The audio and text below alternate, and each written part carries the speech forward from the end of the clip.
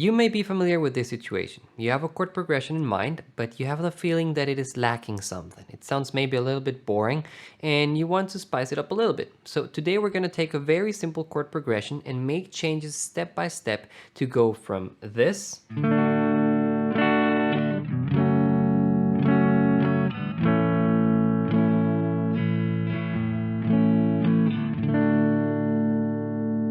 to something like this.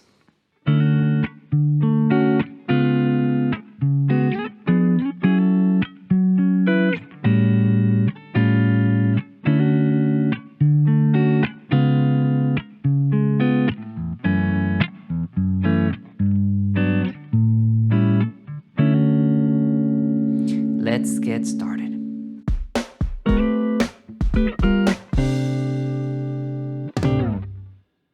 First of all, welcome to the channel. My name is Andres, and if you like watching videos about guitars, amps, pedals, music theory, and more, don't forget to subscribe to the channel and hit the notification bell.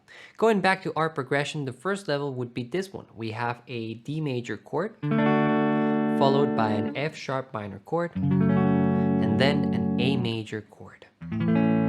These chords belong to the key of D major and would be the 1, 3, and 5 chord respectively. The D would be our tonic chord. Our home chord, the F sharp minor, is also a chord with a tonic function. It is a place of rest, but less than the D major.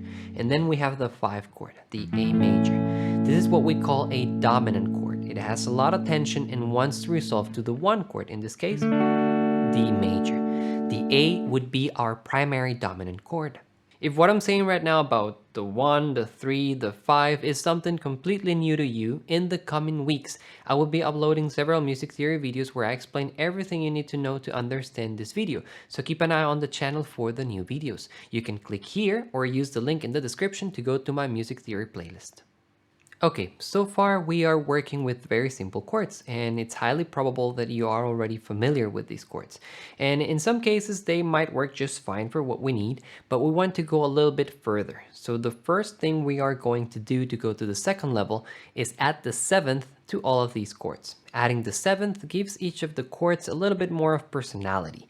The D major would become a D major 7, this position here. Then the F sharp minor would become an F sharp minor 7. And the A major would become an A7 with this position here. The chord diagrams you'll see during this video are the general movable shapes. This means you can take this position to the root note you need and get the corresponding chord. For example, this diagram for the major 7th chord. If the root of the chord is on the C note, then you are playing a C major 7 chord. 1 fret up, and then you have D flat major 7, 1 fret up, and then you have D major 7, and so on and so forth. I find it more practical to see chords as a set of intervals instead of the notes that build up a specific chord. Instead of thinking about, okay, C major 7 should be C, E, G, B, I just think about the intervals that build up that chord. I have a root, a major 3rd, a perfect 5th, and a major 7th. By looking at it from an interval perspective, you are going directly to the chord of the concept, which then you can use to play whatever chord you want in whatever position you want. You're basically understanding the idea behind how chords are built instead of just memorizing the notes that make up one specific chord. Going back to the chord progression, our second step towards level 2 will be to add a new chord, a C sharp 7. Just like D major 7 has a dominant chord that resolves to it, the A7, F sharp minor 7 also has a dominant chord that resolves very good to it, a C sharp 7. This is what we call a secondary dominant. These are the dominant chords of the other chords inside our key that aren't the 1 chord. The dominant chord can be found a perfect fit up from the chord we need to go or we need to land on. So for example, if I'm on F sharp, then I need a perfect fit up, then I have here C sharp. Altogether, our chord progression would sound something like this.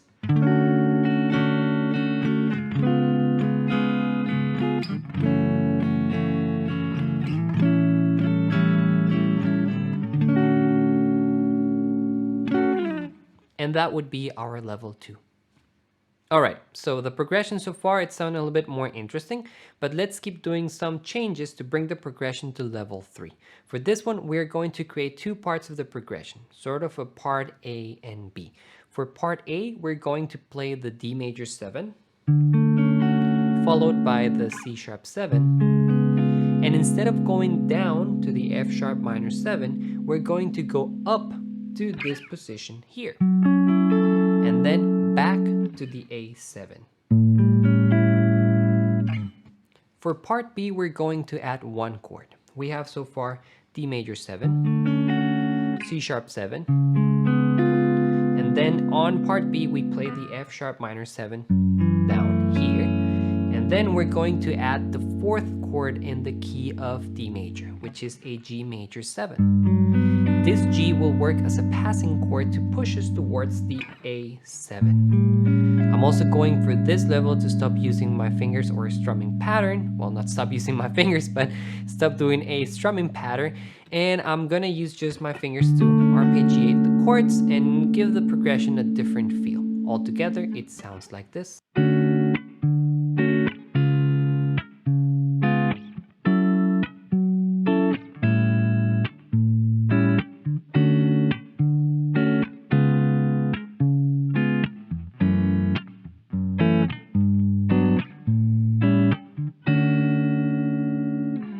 I want to make a quick side note here.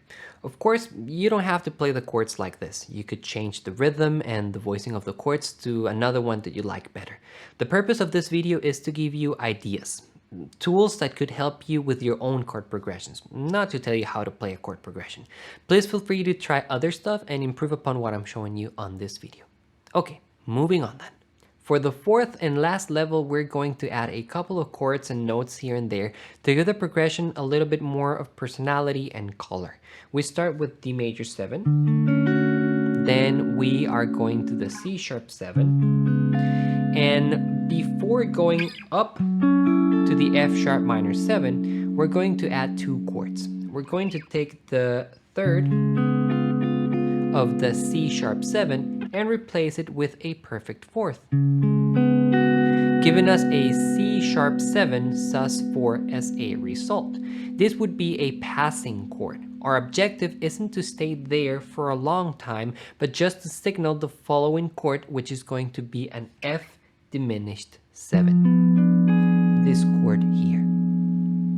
The F diminished 7 carries a lot of tension with it, that we're going to resolve a half step up to the F sharp minor 7. In the future, I will also be making a video about the diminished 7 chords, since they are very versatile, interesting chords.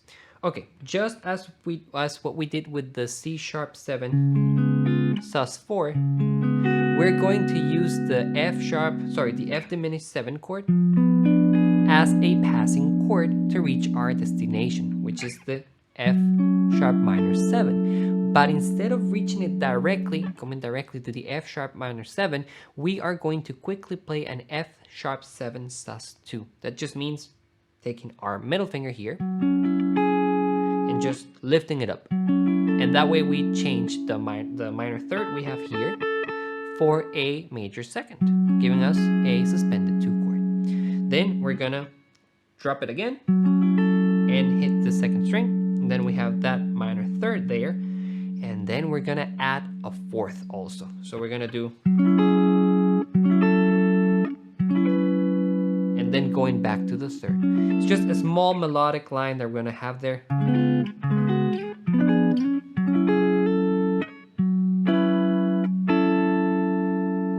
And then that is signaling us that we're going to the A7. But instead of playing a regular A7, we're going to add a little bit of flavor by playing an A7 13, adding this note here, and followed by an A7 flat 13. We're just moving our ring finger 1 fret down. And then we're going to land back on the D major 7, but we're going to quickly play a D major 7 sus2. By not using my my pinky finger here, I'm replacing the major 3rd that I got there with a major 2nd that I have here playing with the bar. So D major 7 sus2, D major 7. And from here on, we go to part B, which remains as it was. All of it together would sound like this.